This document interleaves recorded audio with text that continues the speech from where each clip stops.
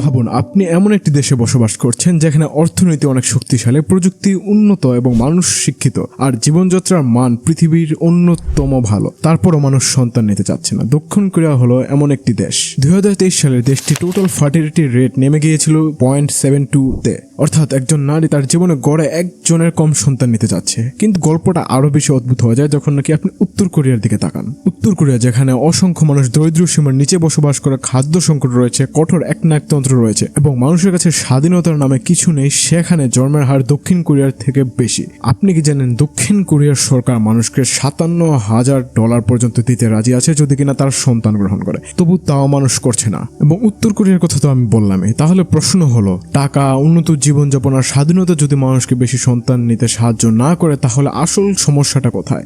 2025 সালে দক্ষিণ কোরিয়ার জন্মের হার একটু বাড়লেও দেশটির ডেমোগ্রাফিক ক্রাইসিস শেষ হয়নি। আজ আমরা ধাপে ধাপে সেটাই বোঝার চেষ্টা করব। তাহলে চলুন শুরু করা যাক।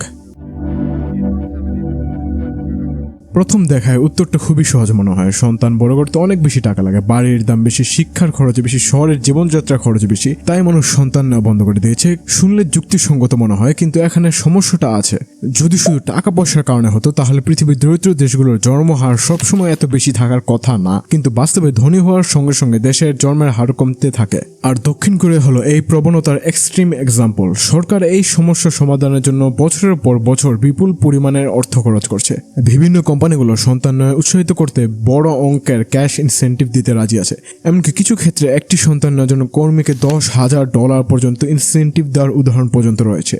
কিন্তু জন্মহার তেমনভাবে ফিরে আসেনি, কারণ এখানে সমস্যা শুধু সন্তান পালতে কত টাকা লাগে তা নয়, বরং আরো বড় প্রশ্ন হলো একটি সন্তান ভালোভাবে বড় করতে আপনার কতটা সময় লাগে, কতটা টাকা এবং কতটা মানসিক শক্তি দিতে হয়। আর এখানে আমাদের দক্ষিণ কোরিয়ার দ্বিতীয় সবচেয়ে বড় সমস্যাটি সামনে আসে। আপনারা যারা ড্রামা দেখেন তারা হয়তো জানেন যে দক্ষিণ কোরিয়ার সমাজ ব্যবস্থা অত্যন্ত কম্পিটিটিভ, বিশেষ করে তাদের এডুকেশন সিস্টেম।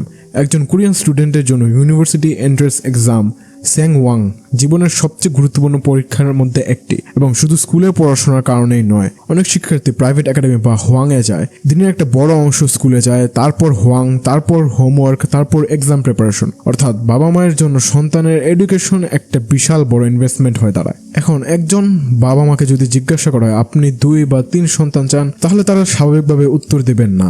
এখানে একটা অদ্ভুত ব্যাপার ঘটে। সমাজ যত বেশি ম্যাটেরিয়ালিস্টিক হয়, প্রতিটি সন্তানের উপর ইনভেস্টমেন্ট তত বেশি বাড়তে থাকে, যে আমি যদি একটি সন্তান নেই তাহলে তাকে আমি সবকিছু দিতে পারবো।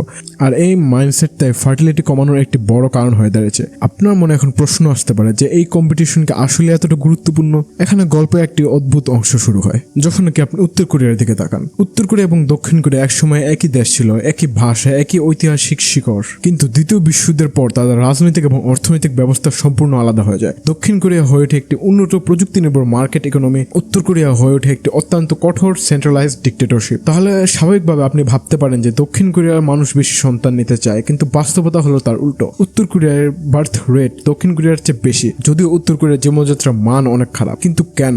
এখানে আসে ইনভেস্টমেন্ট ট্র্যাপ। দক্ষিণ কোরিয়ার বাবা মা বিশ্বাস করে সন্তানের ফিউচার অনেকটা নির্ভর করে তাদের পারফরমেন্সের উপর, তাই তারা মনে করে যে তারা যত বেশি খরচ করতে পারবে তাদের সন্তানের ভবিষ্যৎ তত বেশি উজ্জ্বল হবে। কিন্তু উত্তর কোরিয়ার সমাজে জন্মের সময় থেকে মানুষের সামাজিক অবস্থা আংশিক নির্ধারিত হয়ে যায়। অর্থাৎ বাবা মা যদি একটি সন্তানের উপর বেশি টাকা পয়সা খরচ করতে চায়ও, তাহলেও তারা নিশ্চিত নয় যে তাদের সন্তানের ভবিষ্যৎ উজ্জ্বল হবে। এটি উত্তর কোরিয়ার সিস্টেমকে ভালো বলা নয়, বরং একটি ডেমোগ্রাফিক প্যারাডক্স। মানুষ যে সমাজে বাস করে সেই সমাজ কিভাবে সফলতাকে সংজ্ঞায়িত করে সেটাও একটি গুরুত্বপূর্ণ প্রশ্ন। এখন আসে আরো গুরুত্বপূর্ণ একটি বিষয়, বিবাহ।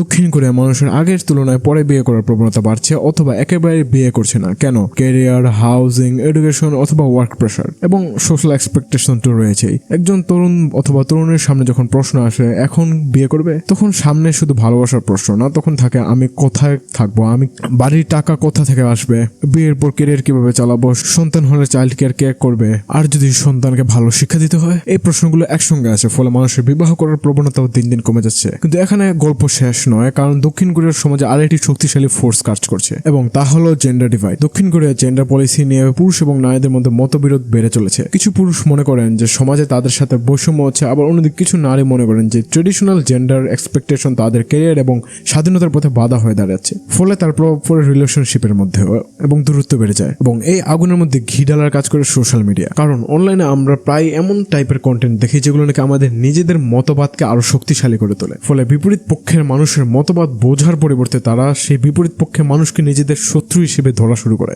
যেটা নাকি আমরা প্রায় সকলে নিজেদের বিশ্বাস এবং আদর্শ অনুযায়ী করে থাকি। 우리 사회가 보다 더 행복을 키워주는 문화, 또 열심히 하면 잘 살 수 있는 문화로 많이 바뀌어야 됩니다.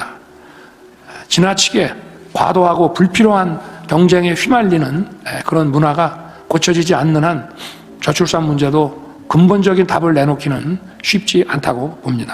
কারণ অবশ্যই সরকারকে কিছু না কিছু তো করতে হবে। যদি দেশের ফার্টিলিটি রেট এত লো থাকে তাহলে দেশ টিকতে পারবে না। দক্ষিণ কোরিয়ার সরকার বার্থ রেট বাড়ানোর জন্য বহু ধরনের ইনসেন্টিভ দিয়েছে, যেমন cash support, child care support, parental leave, housing support. এমনকি কিছু কোম্পানি সন্তান নেওয়ার জন্য কর্মীদের বিশেষ ফাইন্যান্সিয়াল সাপোর্ট দিতে পর্যন্ত রাজি রয়েছে। কিন্তু এসবের পরেও ফার্টিলিটি রেট দীর্ঘদিন ধরে নিচেই চলে যাচ্ছে। কারণ একজন মানুষ শুধু এই হিসাব করে না সন্তান নিলে সরকার আমাকে কত টাকা দেবে, সে হিসাব করে আমার বাড়ি কোথায় হবে, আমার ক্যারিয়ার কি হবে, আমার সন্তানের ভবিষ্যৎ কি হবে, ইত্যাদি ইত্যাদি আরো হাবিজাবি অনেক প্রশ্ন রয়েছে। এখন পর্যন্ত পুরো গল্পটাই নেগেটিভ মনে হতে পারে, কিন্তু 2024 সালে ফার্টিলিটি রেট ছিল 0.75 এবং 2025 সালে তা হয়ে দাঁড়ায় 0.80। 2025 সালে প্রায় 2 লাখেরও বেশি শিশু জন্ম নিয়েছে সাউথ কোরিয়ার মধ্যে, যেটা নাকি পূর্বের তুলনায় 6.8% বেশি। অর্থাৎ দীর্ঘ পতনের পর কিছু পজিটিভ সিগন্যাল দেখা যাচ্ছে, কিন্তু এটা ক্রাইসিস শেষ হওয়ার প্রমাণ নয়। কারণ ফার্টিলিটি রেট এখনো রিপ্লেসমেন্টের নিচে, আর 2025 সালে জন্মের চেয়ে মৃত্যুর সংখ্যা ছিল অনেক বেশি।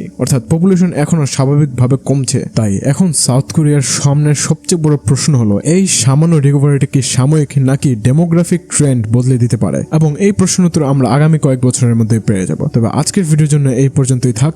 যদি ভিডিওটি ভালো লেগে থাকে তাহলে লাইক করুন, চ্যানেলে নতুন হয়ে থাকলে সাবস্ক্রাইব করুন ভূ রাজনীতি এবং ইতিহাস জনিত আরো কন্টেন্ট পেতে। আপনার অবিবাহিত ফ্রেন্ডকে এই ভিডিওটি শেয়ার করুন। দেখা হবে পরবর্তী কোনো ভিডিওতে।